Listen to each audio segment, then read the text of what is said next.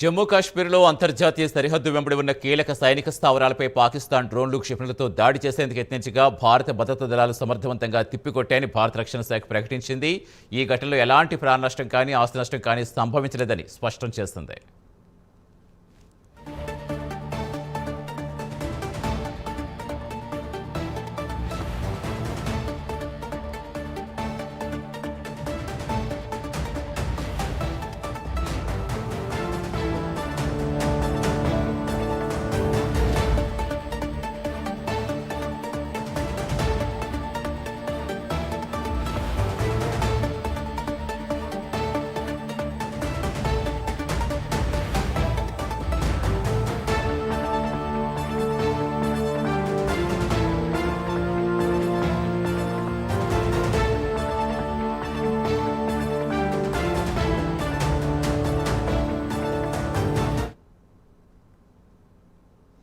జమ్మూ పఠాన్కోట్ ఉదంపూర్లో సైనిక కేంద్రాలు లక్ష్యంగా చేసుకుని ఈ దాడులకు ఎత్తించినట్టుగా రక్షణ శాఖ వర్గాలు తెలిపాయి.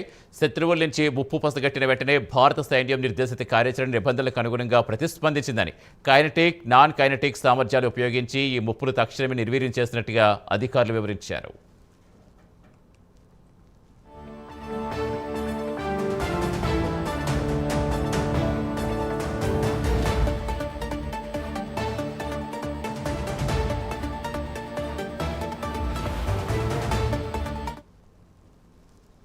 భద్రతా దళాల సత్వర ప్రతిచర్యతో ఎలాంటి ప్రాణనష్టం వాటిల్లలేదని, సైనిక ఆస్తులకు ఎలాంటి నష్టం కలగలేదని రక్షణ శాఖ తెలిపింది.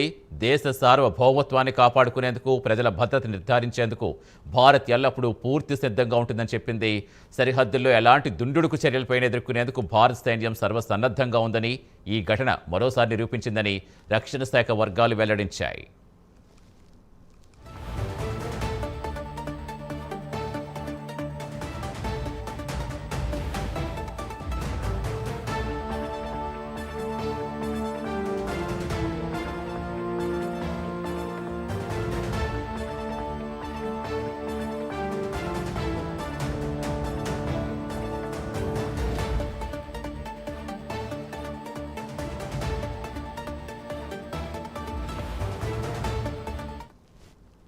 అంతర్జాతీయ సరిహద్దుల్లో భద్రత మరింత కట్టుదిట్టం చేసినట్టు, అనుమానాస్పద కదలికలపై నిరంతర నిఘా కొనసాగిస్తున్నట్టు రక్షణ శాఖ తన ప్రకటన ద్వారా తెలిపింది. ఇలాంటి ఘటనలు పునరావృతం కాకుండా అన్ని చర్యలు తీసుకుంటున్నామని స్పష్టం చేసింది.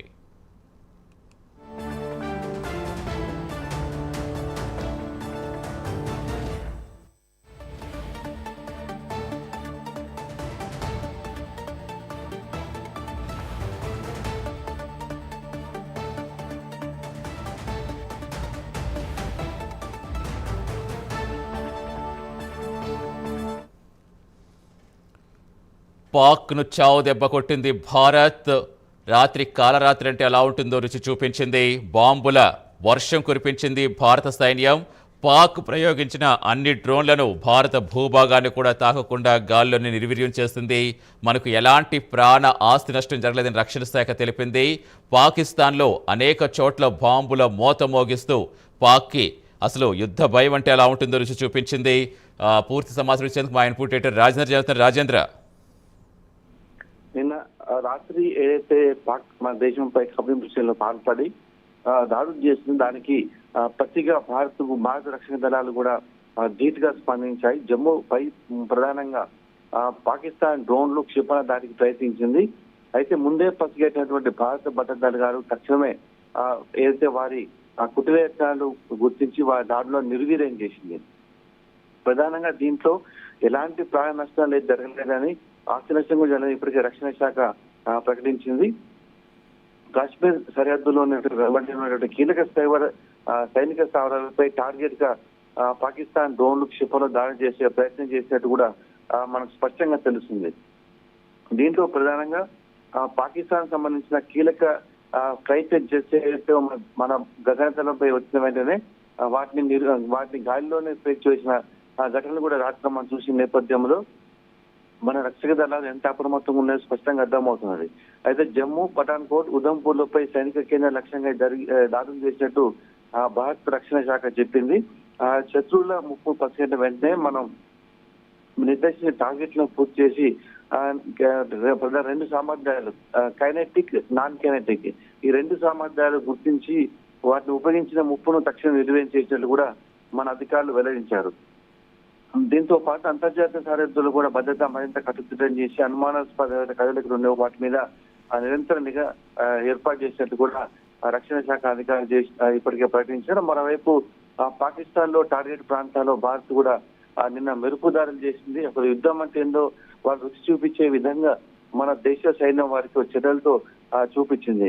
అయితే భద్రతా దళాలు పాకిస్తాన్ కుట్రయత్నాలు గుర్తించిన వెంటనే చేపట్టిన సత్వరమైన చర్యల వల్ల ఎలాంటి ప్రాణనష్టం జరగలేదని భారత రక్షణ శాఖ ఇప్పటికే ప్రకటించిన నేపథ్యంలో ముందస్తు కూడా ఇలాంటి ఘటన జరిగితే కూడా ఎదుర్కోవడానికి సిద్ధంగా ఉన్నామనేటువంటి సంకేతాలు ఇచ్చింది. ప్రధానంగా నిన్న జమ్మూ, పఠాన్కోట్, ఉధంపూర్ ఈ సైనిక కేంద్రాలను లక్ష్యంగానే పాకిస్తాన్ టార్గెట్ చేసినట్టు మనకు తెలిసింది. వాటిని నిర్వీర్యం చేస్తూ వాటిని ఎదుర్కొంటూ భారత్ కూడా దీర్ఘ సమాధానం ఇచ్చినట్లు కూడా రక్షక శాఖ ఇప్పటికే ప్రకటించింది. సతీష్. రైట్ రాజేంద్ర, మొత్తానికి ఆపరేషన్ సింధూర్తో కూడా దాయాది బుద్ధి తెచ్చుకోలేదు. పైపెచ్చు పనగట్టుకుని యుద్ధ జ్వాలలు రగిలించింది. భారత్పై భారీ స్థాయిలో సైనిక దాడులకు తెగించింది. హమాస్ ఉగ్ర సంస్థను తలపిస్తూ పౌర లక్ష్యాలపై ఎడాపెడా క్షిపణి, డ్రోన్ దాడులకు దిగింది.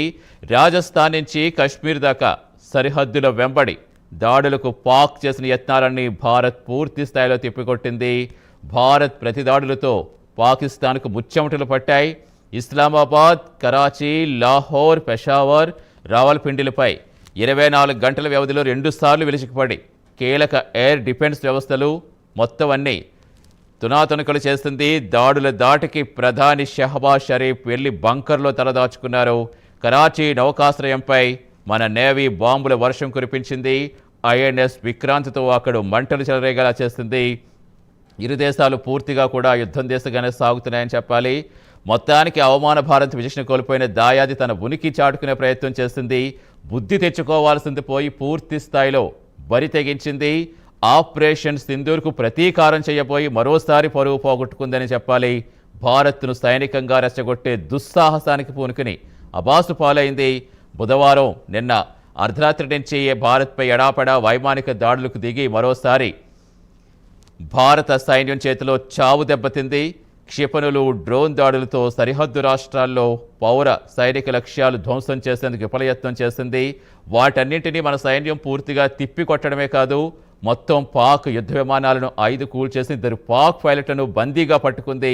రాజధాని ఇస్లామాబాద్తో పాటుగా కీలక పాక్ నగరాలపై ఒకే రోజు 2 సార్లు క్షిపణి దాడులతో విరుచుకుపడింది.